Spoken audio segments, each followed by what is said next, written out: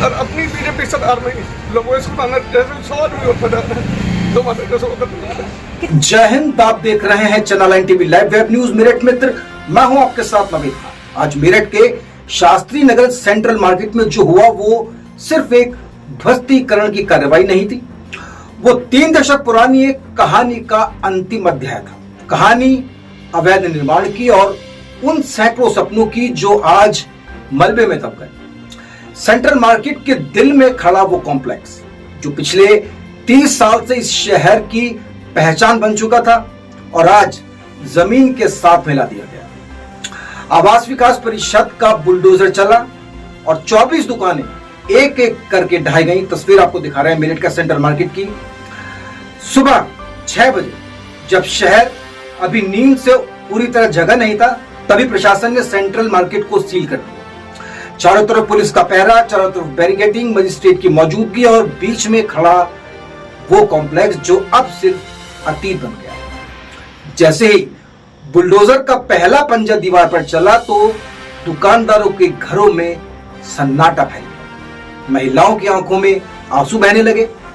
पुरुषों ने अपना सर पकड़ लिया। किसी ने कहा हमारी रोजी रोटी उजड़ गई, किसी ने कहा अब बैंक का कर्ज कैसे चुकाएंगे।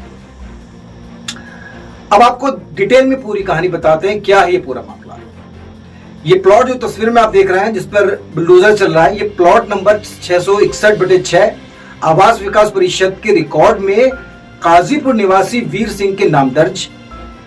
1990 में बिना किसी मंजूरी के इस आवासीय भूखंड पर बना दिया गया एक व्यवसायिक कॉम्प्लेक्स। नोटिस मिला, फिर भी निर्माण या अवैध निर्माण फिर भी जारी रहा। व्यापारियों ने अपनी जिंदगी की जमा पूंजी लगाई। कई ने बैंक से लोन लेकर यहां इस कॉम्प्लेक्स में दुकानें खरीदी, लेकिन कानून की नजर में ये इमारत पूरी तरह अवैध थी। 2014 में इलाहाबाद हाई कोर्ट ने इसे गिराने के आदेश दिए। व्यापारी सुप्रीम कोर्ट के पास गए और दिसंबर 2024 में अदालत ने साफ कहा कि कानून से ऊपर कोई नहीं। और आज वही फैसला जमीन पर उतर आया। आज मेरठ की सड़कों पर 2 तस्वीरें देखी। एक तरफ कानून का पालन और दूसरी तरफ मानव पीड़ा का विस्फोट। कानून ने अपनी सख्ती दिखाई, लेकिन इसके साथ एक हकीकत, एक सच्चाई ये भी है कि इन 21 परिवारों का भविष्य अब घोर अंधेरे में है। 30 साल पुराने इस कॉम्प्लेक्स के साथ सैकड़ों सपने, मेहनत और उम्मीदें भी जमीन दोज हो गई। प्रशासन कह रहा है यह कानून का पालन है, वहीं व्यापारी कह रहे हैं कि यह हमारी जिंदगी पर प्रहार है।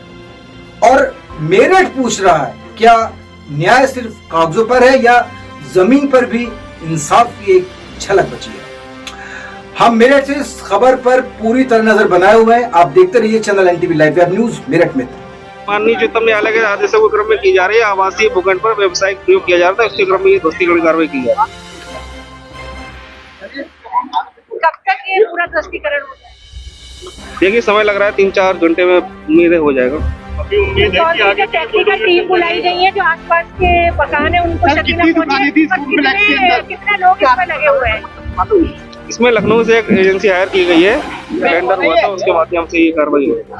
किसके आदेश पे जो है आज कार्रवाई हुई है? माननीय उच्चतम न्यायालय के आदेश। कितनी दुकानें हैं सर इसके अंदर? 22 दुकानें हैं। 22 और भी दुकानें यहाँ पर अवैध बनी हुई है, उन पे क्या कार्रवाई होगी आगे? बिल्कुल कार्रवाई होगी। जो भी अवैध है, जो आवासीय में व्यवसायिक प्रयोग किया जा रहा है, सब पे कार्रवाई होगी। अभी 31 दुकानें यहाँ पे सेंट्रल मार्केट में और बताई जा रही है, उस पर कार्रवाई कब तक होगी? इसी के क्रम में कार्रवाई होगी। जैसे जैसे ये ध्वस्तीकरण होगा आगे और कार्रवाई होगी, लेकिन सारी कार्रवाई सभी पर होगी, कोई बख्शा नहीं जाएगा। सर हर कदम पर इस पर जो है कॉम्प्लेक्स बनने में पैसा लिया गया था, क्या कहेंगे? इसके बारे में मैं कुछ नहीं कह सकता, ये जांच का विषय है। क्या सिर्फ व्यापारियों पे कार्रवाई होगी? नहीं, अधिकारी थे विभाग का, उस पर भी कोई एक्शन होगा? उन पे भी कार्रवाई हुई है, एफआईआर वगैरह दर्ज कराई गई है, बाकी पुलिस कार्रवाई उनके करेगी। ठीक है। सतीशगढ़ सर क्या पूरा मामला है? ये 84 में वीर सिंह के नाम प्लॉट आवास विकास ने अलॉट करा था रेजिडेंशियल। उन्होंने यहाँ पे पहले सबसे पहले डेयरी खोली, उसके बाद आगे दुकानें बनाने, एक दुकान बना के उन्होंने यहाँ दुकान बेचनी चालू कर दी थी। 2012 में कुछ हमारे व्यापारियों ने जो पीछे का उसका पार्ट था डेयरी वाला, वो खरीद लिया था और उसमें वो दुकान बना रहे थे। तभी आवास विकास वालों से इन लोगों की सेटिंग नहीं हो पाई, वो पैसे मांग रहे थे, तो वहाँ मारपीट हो गई, वो थाना मुकदमा दर्ज हो गया नूतन थाने में। वो हाई कोर्ट चले गया मैटर। 2014 में डबल बेंच ने इसे ध्वस्तीकरण के आदेश कर दिए। तब भी हम लोगों ने यहाँ पे धरना प्रदर्शन करके प्रशासन पर रिक्वेस्ट कर वो मैटर रुक गया था। फिर ये लोग सब व्यापारी सुप्रीम कोर्ट चले गए थे। तब से सुप्रीम कोर्ट में ये मैटर चल रहा था। सुप्रीम कोर्ट ने काफी डिसीजन, हाई कोर्ट वाला जो डिसीजन था कि जो अवैध निर्माण है तो ध्वस्त किया जाए, उसे माना उन्होंने और उसी पर इन्होंने निर्णय कर दिया। लोगों की दुकान ये लगभग 22-23 दुकानदार हैं यहाँ पे इसमें थे। लेकिन मुझे इस चीज का दुख है क्योंकि मेरी दुकान नहीं थी, लेकिन मैं इन लोगों से सांस लेकर के सभी व्यापार दिल से जुड़ा हुआ था। और 2014 में भी हम लोगों ने धरने के लिए दिया, लेकिन चूक हमारी भी रही है, व्यापारियों की भी, कि अगर 2014 में जब ये टल गया था सुप्रीम कोर्ट में, अगर हम सरकार पे दबाव बनाते हैं उस टाइम पे, तो हो सकता जो आज हम सब लोग हमारे जनप्रतिनिधि भी नए नए रेगुलेशन ला रहे हैं, आवास विकास भी कह रहा है कि हम रेगुलाइज करने के लिए स्कीम ला रहे हैं। अगर ये पहले हो जाती और हम व्यापारी भी सरकार दबाव बनाते, ये हमारा व्यापार बच सकता था। मुझे आज बड़ा दुख है कि मेरा व्यापारी का नाश हो रहा है। लोग राजनीति करेंगे या आएंगे जाएंगे, लेकिन मुझे बड़ा दुख है कि ये जो 22-23 दुकानदार हैं, इनकी आजीविका जारी है, इनके घर पे खाने कमाने वाला कोई नहीं। मुझे बड़ा दुख है। कॉम्प्लेक्स के अलावा भी और अन्य कॉम्प्लेक्स इस तरह की भी बात चल रही है कि इस कॉम्प्लेक्स के अलावा 31 को और ध्वस्तीकरण करेंगे। लेकिन मेरा आप लोगों के माध्यम से ये है कि जब ये रेगुलर आप कर रहे हैं और आपने कोई कानून बना दिया है तो बनाया नहीं है, अगर बना दिया तो उसे लागू क्यों नहीं कर रहे? लागू करे तो कम से कम ये दुकानदार, ये भी जो दुकानदार 22 हैं, क्योंकि ये प्लाट कहीं नहीं जा रहा, अगर रेगुलाइज कर रहे हैं तो इस प्लॉट को बचा के इन दुकानदारों को दोबारा से बचाने का सरकार हमारे प्रशासन करें, ऐसी मेरी रिक्वेस्ट है। ध्वस्तीकरण की कार्रवाई शुरू की गई, क्या कहना है? देखिए भैया, पिछले 15 साल से हम कानूनी लड़ाई लड़ रहे हैं और हमें पहले तो न्यायालय से उम्मीद थी कि हमें कहीं राहत मिलेगी। जब वहाँ भी ध्वस्तीकरण का हमें ऑर्डर मिल गया तो उसके बाद हमारे पास विकल्प सरकार बचती है। सरकार, हमारे अधिकारी, हमारे प्रतिनिधि, हर दर पे हमने जाके घुटने टेके, माथा टेका, लेकिन हमें कहीं से कोई मदद पूरा मामला असल में है क्या, आपसे जानना चाहेंगे? देखिए, व्यावसायिक आवासीय प्लॉट पर आप, इनका कहना यह है कि आवासीय पे व्यवसाय नहीं कर सकते आप। मैंने सुना है कि आज तक जो बुलडोजर चलते हैं वो शायद माफियाओं पे चलते हैं, जो कत्ल करते हैं, हत्याएं करते हैं। लेकिन आज मुझे तो ऐसा लगता है कि हम शायद माफिया घोषित कर दिए गए कि हमारा बुलडोजर चल गया। भाई योगी सरकार में तो हमने यही सुना था कि माफियाओं पे चलता है, आज व्यापारियों पे भी ध्वस्तीकरण की कार्रवाई, माफिया, हम आपको आज से मानने लगे कि हम माफिया हो गए। देखिए, इस समय प्रतिनिधि तो छोड़ो, कोई व्यापारिक संगठन भी हमारे पास नहीं है। हम इस बिल्डिंग के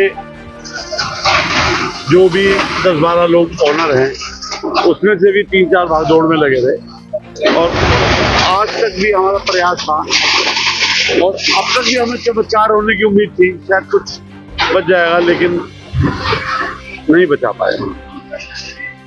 कोई राजनीतिक दल वगैरह या कोई नेता वगैरह? देखिए, इसमें हमारी लक्ष्मीकांत वाजपेयी द्वारा तो बहुत मदद की गई। मैं जीवन भर उनका आभारी रहूंगा कि जिस प्रकार से उन्होंने हमारी मदद करी है। बाकी किसी भी प्रतिनिधि का और व्यापारिक संगठन का हमें कोई सहयोग नहीं।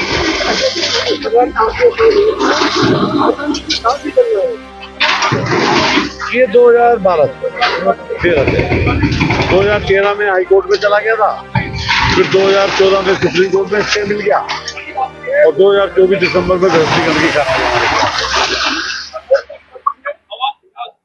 कुछ आप सरकार से कहना चाहिए? कुछ नहीं, ये देखिए, हम जब छोटे थे दीपक का झंडा उठाया था, जिसे जनसंघ बोलते हैं, और आज स्कूल का झंडा तक उठाते आए, और उसका अंजाम हमें आज आप देख ही रहे हो जो मिल रहा है। तो हम इस सरकार से क्या उम्मीद करें जिसने हमारा रोजगार ही छीन लिया। रोजगार देने की बात करते हैं, मुझे तो लगता है ये छीनने की बात करते हैं।